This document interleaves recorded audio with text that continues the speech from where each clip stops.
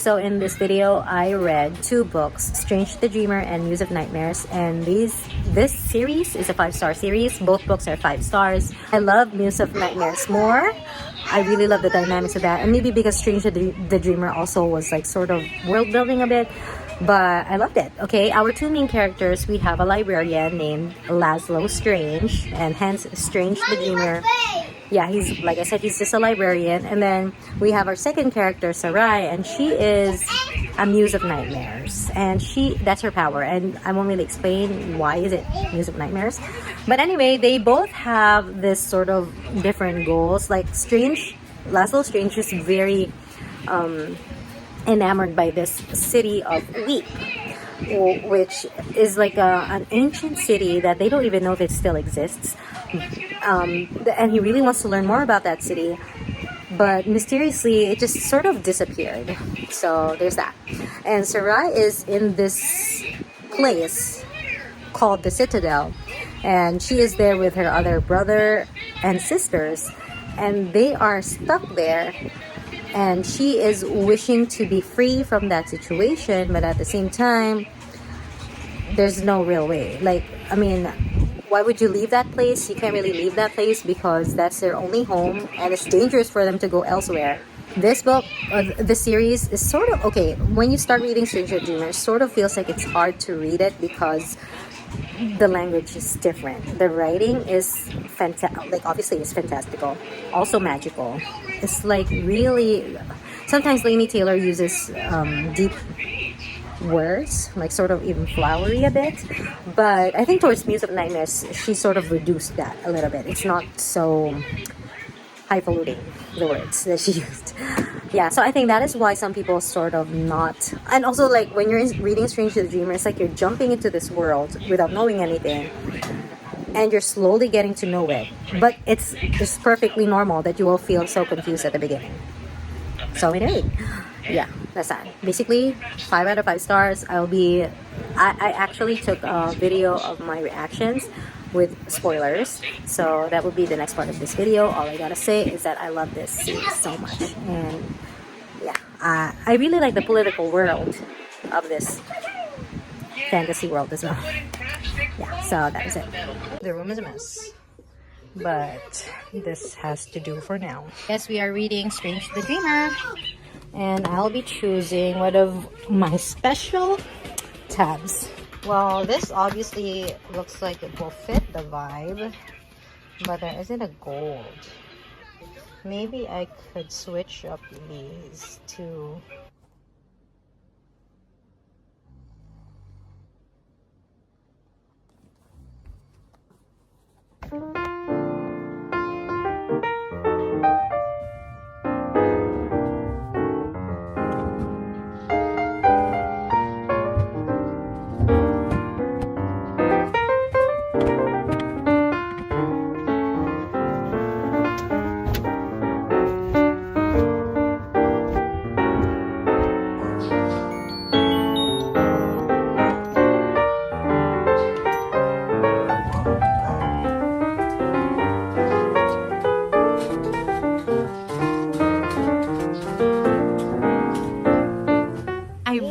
Took the meaning of the dream chooses the dreamer quite wrong, because I thought it was like some kind of mystical rule in that place, but actually it's not. It's like saying that your passion, like once you find something that you're passionate about, like you won't be able to stop yourself from dreaming about that passion. There are 2 mysteries that is stuck in his brain.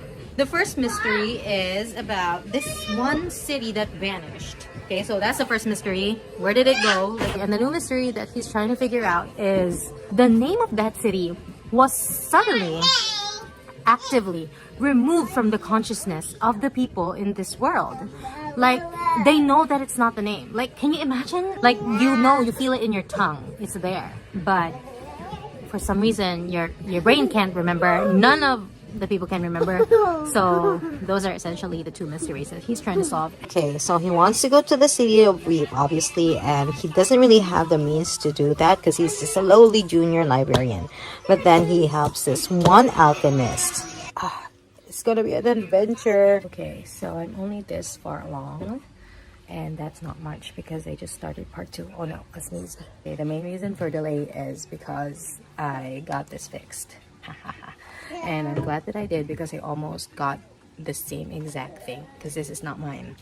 I almost bought the same exact unit just to replace this, and thankfully I don't have to do that. Yeah, this distracted me a lot. Part 1, we finished with our main character Laszlo finally getting to at least try to achieve his dream. I haven't read a fantasy book in a while, like something as fantastical as this, and the names of the places really slow me down.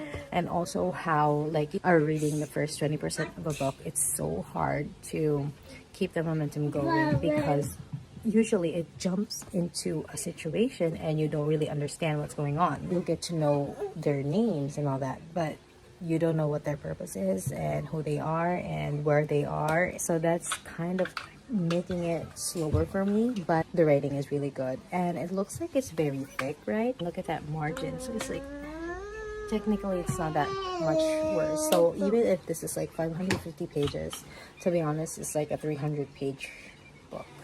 In part 2, I met 4 characters and they seem to have powers, but you know, it's not that completely clear to me. When it's revealed to you what the main goals of the 2 characters are, the 2 main characters in this series, you'll be so invested. It's really good. They have met. So our 2 main characters have not met before in real life, but they have in the dream and in Laszlo's dream. And actually Sarai, her power is she can create nightmares, and her job is to torment the people in the city of Leap. So Sarai is a half god, a demigod, but they call them god spawn in this book, and they are hated because the gods were very bad to the people in the city of Leap. They take the maidens from the city of Leap, they take them to the citadel, which is where they live. The gods live there. The gods were killed by the God Slayer, who is one of the people from the city of Leap. So they finally got their revenge, but unfortunately they were not able to kill everyone. I mean, it haunts the God Slayer that they had to kill children, babies. The point is, am I rooting for Laszlo and Sarai? Yes, I am. But at the same time, I feel so bad for Minya because she has really this very vengeful heart. And Minya is like, no, we're gonna kill these people when they go up. And eventually these people do go up. And when they tried to, well, Sarai tried to warn Laszlo to not to go up, but you know what can Laszlo do? He's just a librarian, and he's not really there as part of the delegation. Like, he is just really just there because he begged. So beggars cannot be choosers, and hence I am at that part where they have finally arrived at the citadel, and I'm not sure what is going to happen. Minya has an army of ghosts who are also like dead members of the city of Leap, and so they are wielding these knives and pitchforks, whatever weapons they have. Basically they are under her control, and they can kill definitely the people from the city of Leap, and they can't do anything about it because, well, obviously they are under Minya's power. And Minya, so when the carnage happened, she was 6 years old, and until now she's still 6 years old. I mean, she's older, but she has remained in that like small childlike state. So it's pretty awkward to imagine like a kid being like pushing these older teenagers around, telling them what to do. So there's that. First of all, look at what my son did to my tats. I love how they are both outsiders and both orphans. Like, their experiences are very parallel with each other, and I think that's why they work. Really like how they're having a date inside a dream, and that they can basically conjure up whatever they want, but also they are so interested in trying to figure out each other, like knowing more about each other, that they are not really using the full potential of, you know, manifesting things within a dream. Like, I've had my experience with lucid dreaming before, and it's so fun because, you know, it's been a long time since I've had one, but it's so fun when you know that it's a dream and you can do whatever you want without getting hurt.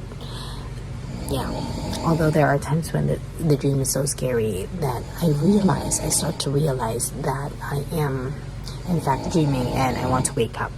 Yeah, so you know that you are lucid dreaming if the dream is so vivid and you want to make most of the dream,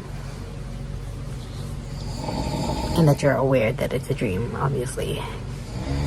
Yeah, so there's my take on that.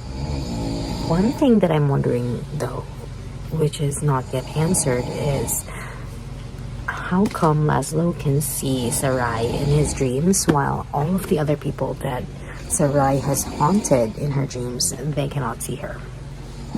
So I'm really wondering about that. Yeah, but this is like, I don't know, I think I'm 70% through, and I'm very, I really want to finish this. They are still having conversations, and so that's why I flew through the last 10%, because they're talking about things and it's so interesting. Also, this concept of this mahalath, or some kind of, not exactly a fog, but something similar. It goes through a town and the people in the town either have to leave or they can stay. But if they stay, they'll either become a monster or a god. And so in the dream, they did this. So there was a Mahalath who conjured it up, I don't know. And right after, they were both unchanged except for their skin color. So Laszlo turned blue, which is a Messer-Dreamer, the god color, and Sarai turned brown. It's so strange that Laszlo turned into a god, because like, why? And that she turned into human. And I'm kind of feeling a little bit scared, because what if this is foreshadowing that they can never be really together, because she's a goddess, god spawn, and he is human. Dude, this alchemist is so jealous of Laszlo. Like, what the hell? He's not trying to prove anything. Laszlo is not trying to prove anything. You are just scared of him because he knows your secret. Laszlo is such a genius for coming up with this method to help Sarai sleep. Like, if you can't sleep in real life, why don't you just sleep in this dream? And I'll watch you in my dream so you can rest and you don't have to worry about the nightmares in your own brain. Just when I said that she's going to be able to sleep well, her terrors have come to Laszlo's dream. But the start of the chapter is Laszlo wasn't afraid to face her dreams, her nightmares with her. So that's pretty romantic. There's an important reveal, and that strange is probably stranger than we thought. It is actually pretty interesting how, so if that's really what happened, did the gods just like wipe out their memories while they were young and then just disposed of them, but scattered them all over the world? I don't know. Okay, so I am around, 76% through Strange the Dreamer, and I will finally be finishing it tonight. Ew. They're talking about blowing up the god spawn into blue stew. One thing that Sarai told Laszlo last night, which I agree with, is that good people can do bad things the same way as bad people can do good things. So I really like how this book is very morally gray. So Sarai is the only god spawn that actually cares about the humans, and I think that's because she, or her power, her gift, allowed her to know the humans, and so that's why she has empathy towards them. And I think that is a very important thing in life.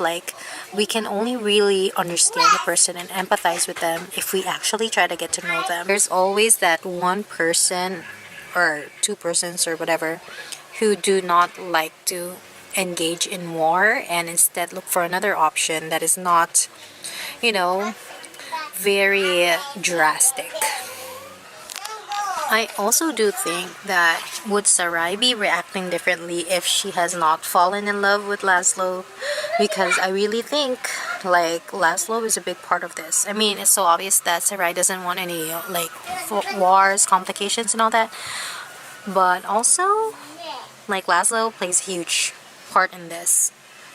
Yeah, so now she has to choose between her family or between her, I mean, between her family or her love.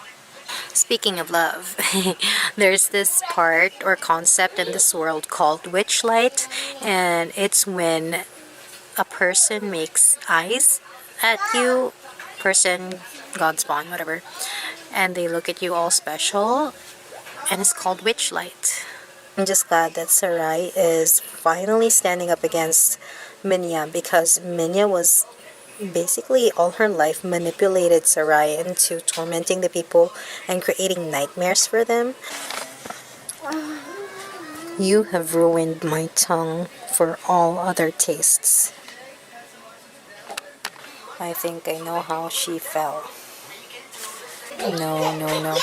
I think someone set up a bomb, and Laszlo is heading straight to that exact pillar, and I'm so annoyed. Okay, I am pissed.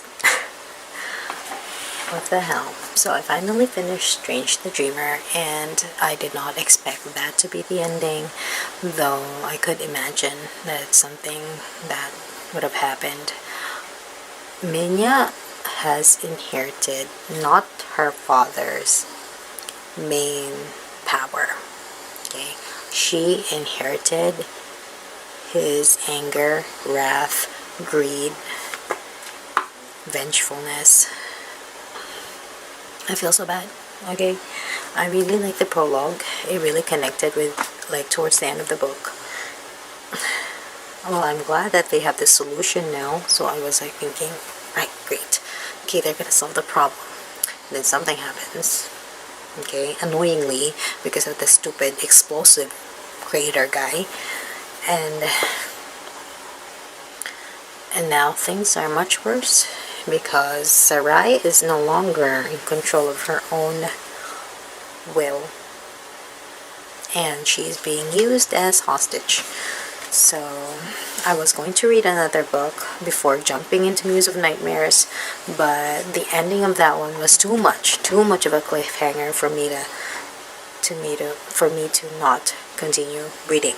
But I really want to know more about the other characters in this book. Like, I hope they all get good endings. Like, even the Alchemist, I kind of like the Alchemist now. And also what will happen to Feral, Sparrow, and Ruby. Like, I want to know what's going to happen to them.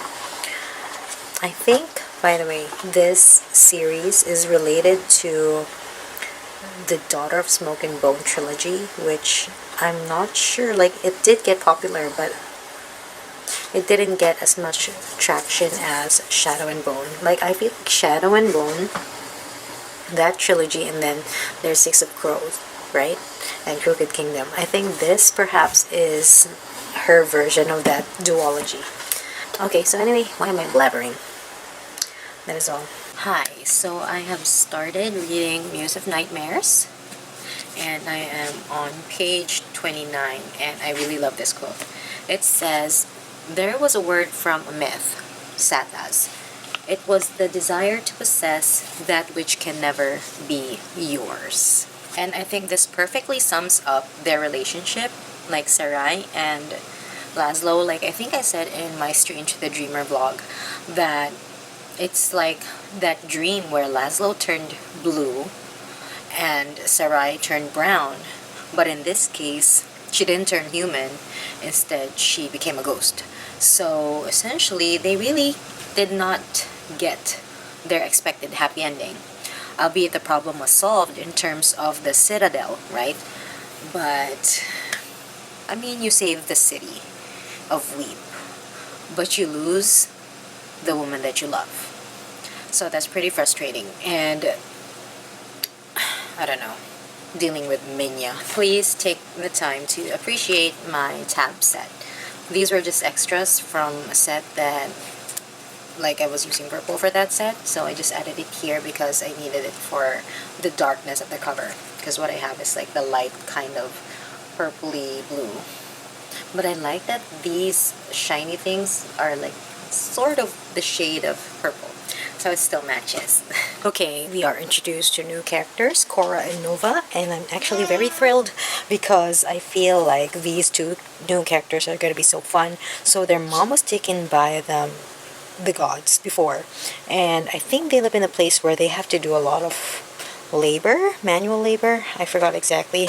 I have not picked this book up in 24 hours because I had to do some things, so I kind of forgot exactly. And then finally, years after their mother was taken, they were also, I mean, would they be taken? I have a strong feeling that they will be taken by the gods. And it's interesting how this, they call it a skyship. Okay, so I was right in my brain when I said that it's an aircraft, because I was really wondering, like, what is the purpose of this citadel shaped as an angel on top of the city of Wheat. And anyway, this new skyship is shaped like a hornet. I forgot. A wasp. Okay, I remember. Yeah, it's shaped like a wasp. And yeah, so I really love sisters in books. Okay, it could possibly be because I don't have a sister, and that is why I love to read about sisters. So I'm very excited about that, and I wonder what their role is going to be in this book. Okay, right now Laszlo is obviously wallowing in this dilemma that he has. He has to follow what Minya says, but at the same time, you know, he wants to defy her because she has really bad plans. But also, if he does that, then Sarai would be, she would evanesce. I think that is the term. Yeah, so I am only just like 6% through the book, and I'm actually, okay, to be honest, I am starting to feel like when I skipped reading for a couple of days, hours, nights, I've started to feel like I am not in the mood for fantasy anymore. And to be honest, I want to stop and I want to pick up some other book.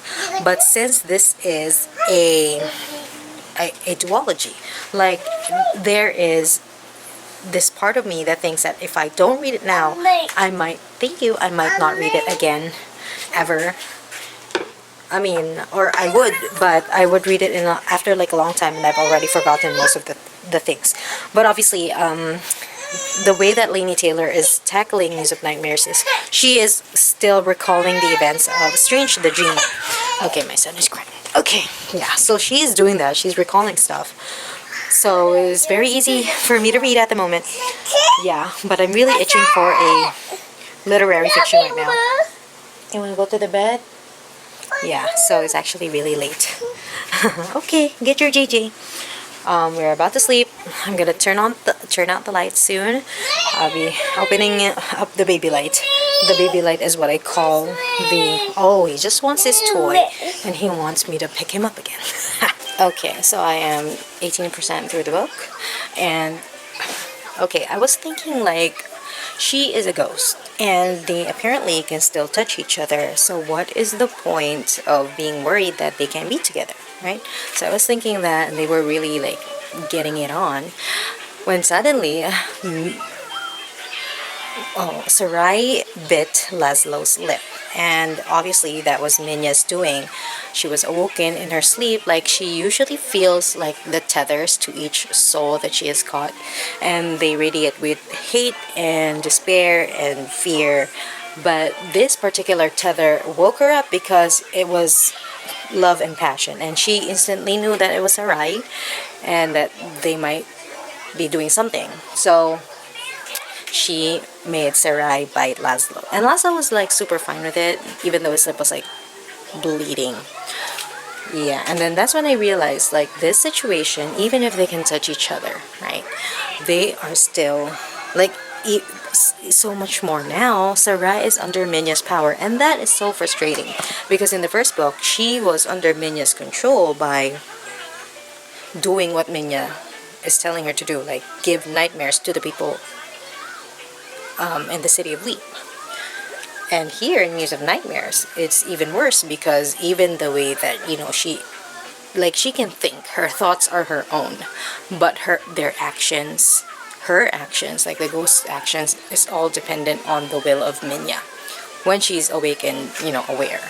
And then I'm thinking, like, how could they defeat Minya now like they can't really kill her, because if they kill her, then her power would go away, and when her power goes away, that means all the ghosts will evanesce, including Sarai. So the only way really is to get Minya to be on their side and think that we should not go to war with the people in the city of Weep. Yeah, so that's the dilemma right now. Hi. The plot thickens. I am 40% through Muse of Nightmares, and wow. So she is going to Sarai is going to look into Minya's dreams further. So I'm actually very interested in that.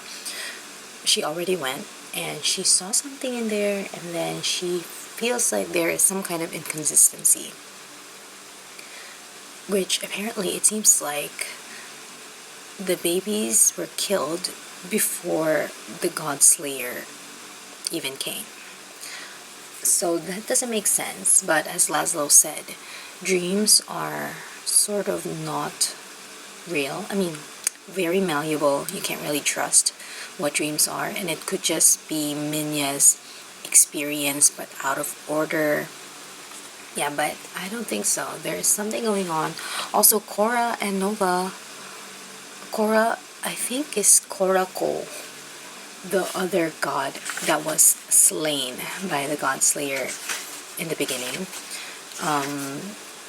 Yeah, so I am now wondering, okay, we are jumping past to present currently, and I am excited for what is to come, because it's really getting interesting. And I really like the pacing of Muse of Nightmares this time. Or is it because I already know the world, and so it's just me trying to uncover more mysteries? And I like, yeah, fantasy's great in this kind of sense. So, yeah, it's early in the morning. I'm not sure if I'm going to read more, or maybe later. But also, I've known this, but look at Laini Taylor. She has pink hair. I don't know if she still has pink hair today, but yeah, let's check. Laini Taylor 2024. If she still has... Oh no. So she has her hair back to being brown. Okay, before I get confused. I mean, here are my speculations. First of all, Korako is still alive, or at least she's trapped somewhere and her consciousness still lives in the Wraith. So there's this part where we figure out that I think she's the Wraith. Okay, this flying bird that is in the cover. Okay, second of all, I don't think anymore that the God Slayer really killed the gods in the Citadel. What I think happened is something else. Someone else killed those kids and the gods. I think they had like a civil war that happened. And also, Korako, her power is to, get people to forget things. Like, for example, the name of the city of Weep. So, I'm guessing that she also was the one who got other people to think otherwise about how history happened. So now, I don't know what happened to Status, Isagol, and all the other gods, if they're really dead, or if they're just hiding somewhere. And also, like, towards the beginning, during the time of Korako and Nova, they are, what do you call this? The gods did not use humans to breed. And I'm not sure why they had to do that. Is it, like, I'm speculating it could be that they are protecting their kind. And they don't want people to know that these children are children of gods and they have superpowers. Or, I don't know. Yeah, those are my current speculations. I am currently 50% through the book, and I just like to talk about something, okay? The things that are happening in the present, in the city of Weep, I'm not really interested, okay? Because I don't care what they're planning to do. I mean, it's really incredible that they're discovering, finally, the old, like, library books, the artifacts back when the city of Weep was free from the citadel above it. But I don't really care about the characters who are in that place at the moment. So the alchemists and the other warriors and all that. I don't really care that much. As for the people in the Citadel, I am really interested in what is going to happen next because Sarai is obviously discovering things in Minya's dreams. For one, the Ellens, Great Ellen and Less Ellen, they are like Sarai saw them when they were still alive in Minya's brain and in Minya's dream, and they look like they're so angry / pissed at the little god spawn.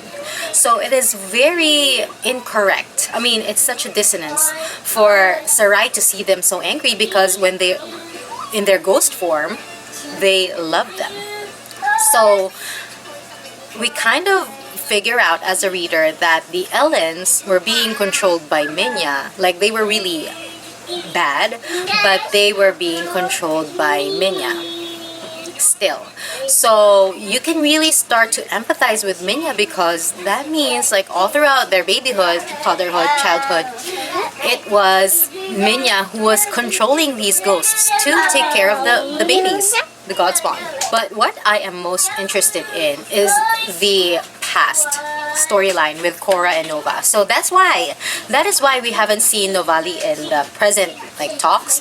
Like we only have heard of Korako, and that's because Nova's power is incredible. Okay, so Scathis can control the Mesarthium like Laszlo, so they're like smiths of Mesarthium, or like it's a very strong element, the god element, or god's metal as they call it. So he can control that. And then the other gods during that time who were testing the gifts of Korra and Nova, their gifts were they can make a person go to sleep instantly, and the other one can freeze that person, like to help them not move or move according to how they want them to. So they were trying to coax the power or the gift of Nova out from her, but they've been trying, and Nova is like so confused because she can't feel any power within her. And that is really scaring her because, like, dude, my sister has this very rare power, being an astral, and my mother too, whatever her power was, I forgot. And then I can't be weak or powerless, can I? So the gods were thinking that, okay, let's just take both of them. And then one of the gods said, like, of Scathis specifically, they're like, we should still test this girl. Like, I'm still doubting if she really has this power. And then the other god said, actually, do you think that with such a powerful sister and such a powerful mother, you think that this sister is, you know, not powerful or powerless? And then he tested her limits. And what he discovered was that she is a pirate. And I'm like, oh my gosh. That's so cool. Okay, so that just basically means Nova can steal other people or other gods' powers. So when Scathis was trying to choke her sister with the collar of Mesarthium, like a collar, a metal collar on her sister, like he was making it like choking her like that. And then what she did was she controlled the Mesarthium. So when the god of slumber, when she was going to make Nova sleep, what happened was it sort of like ricocheted back to her, and she fell asleep instead. So yeah, she was really powerful. So in the end, they only took Korako because they are scared of Nova's power. Like, that is a power that he hasn't even practiced or harnessed completely yet, and she was that strong. So I don't know where Nova is, but also Korako was able to go inside the orb, inside the Citadel, as the bird. But I don't think that the people in the Citadel have connected the two things yet, that Korako is great. So that's why I'm so excited! Oh my gosh. Laszlo just called Sarai the goddess of dreams. And this is so important because she used to think that she is the muse of nightmares, and now she's the goddess of dreams. So find yourself a guy who would uplift you. OMG. This chapter title. I was just watching a documentary a while ago about this girl who was convicted of poisoning her friend with cyanide, and blah blah blah. She went into jail anyway. But I read just now here in this paragraph that some people were beyond all hope of redemption and would only cause grief and suffering as long as they were allowed to live. So it is kind of interesting to think that, for example, if someone murdered your husband or your child, you would want that same person to suffer death as well, to not live at all. Like, that is a common theme among very like angry grievers, widowers, or whatever it is. It's just really necessary for people to believe that the person, the perpetrator who has stolen their loved one's life, should pay with their own.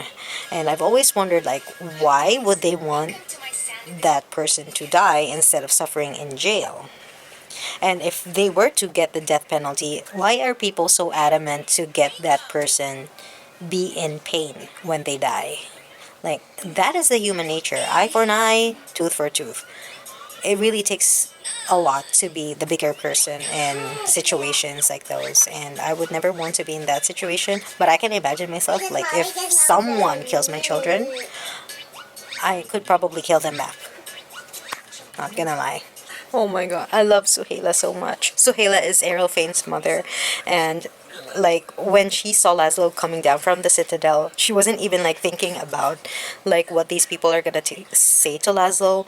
What she did immediately was to run and get soup, bread, whatever. And it's so amazing because Laszlo doesn't have a mother figure, and here she is being the mom for him. Gosh. Okay, so my blanket has been freshly laundered because my son has peed on it. But the only good thing about the summer days is that clothes dry up pretty fast. Anyway, okay, I'm 60% through The Muse of Nightmares, and okay, I am really excited for what they are discovering regarding what happened really with the gods, and what was their purpose, why they were breeding the kids, and where did they bring the babies. What I especially am so excited about right now is the fact that Laini Taylor has established that there are multiple universes. And so there is their world, which is Zeru, that is how it's said in the common tongue. Okay, they call the world Zeru.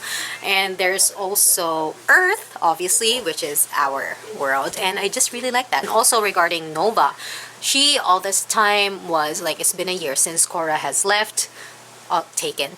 And she was like wondering, like, when is Korra gonna save me from this place, from my evil stepmother, and blah blah blah. And then suddenly she sees an eagle, the white eagle, Wraith as we know it, and she is saying, the bird dropped a note to her hand which said something like, the empire is failing, come save me, something like that. I'm not free, come save me. So all this time Nova was thinking that Korra should save me from this place, when in fact it was actually Korra who was needing saving. So I think that is wow. And I love how Nova was suddenly just calm and collected, and she immediately had a plan.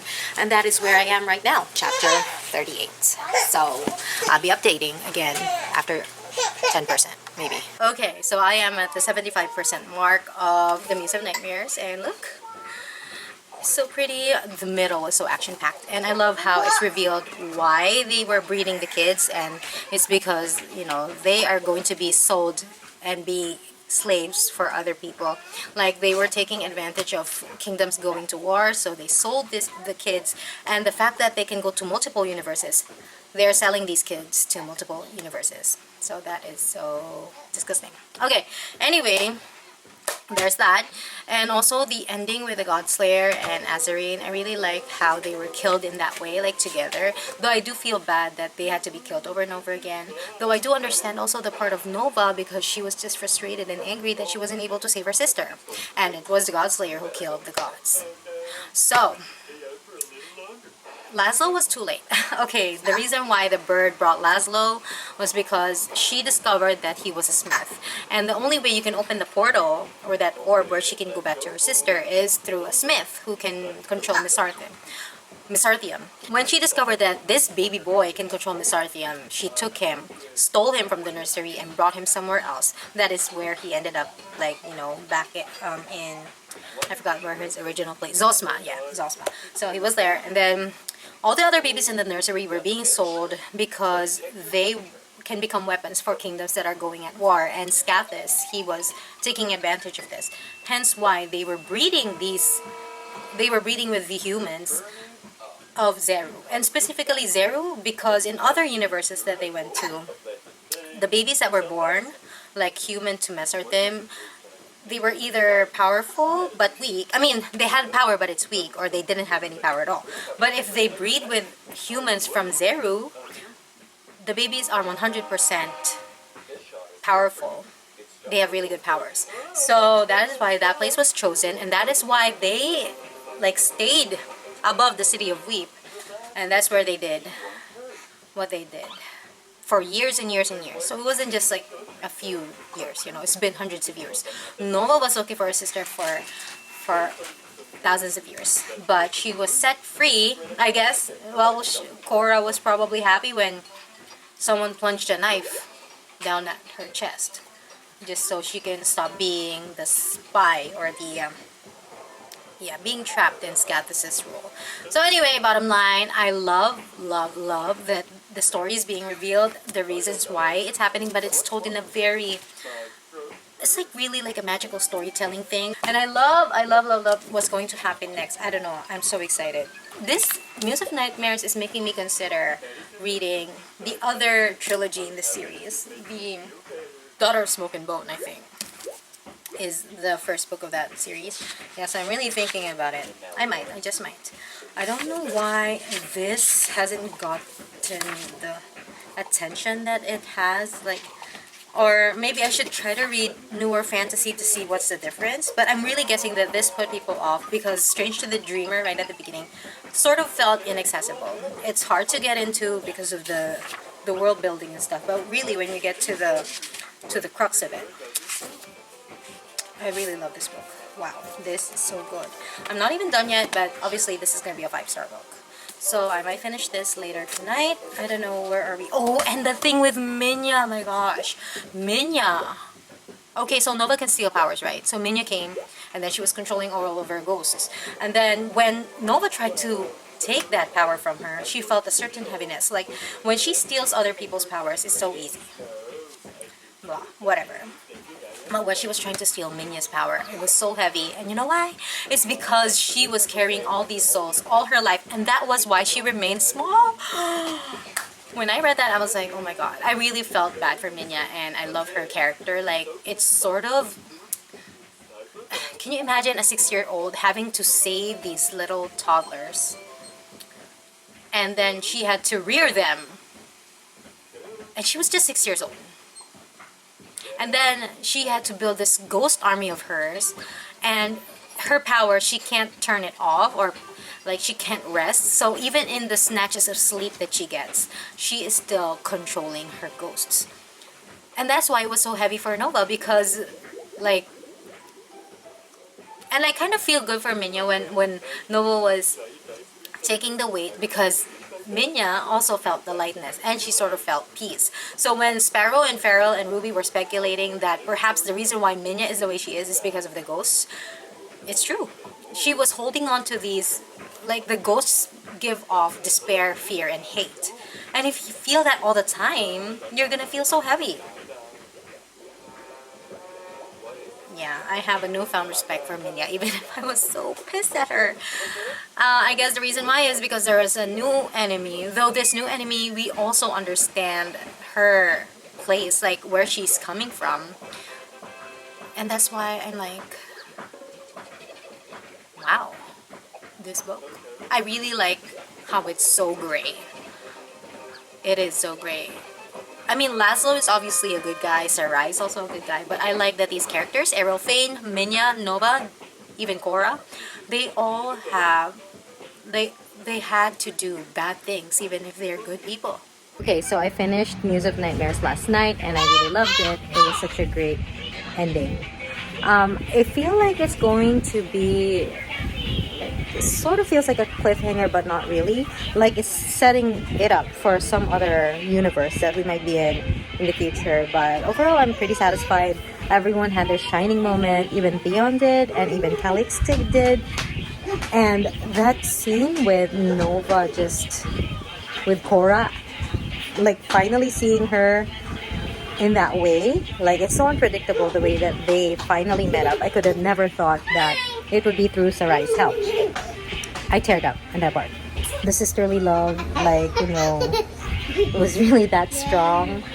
And Laszlo wasn't really that much of a big hero in the second book, I believe, but I kind of like that it's really more about the political aspect of what they were doing in this book. So general thoughts, loved it, amazing.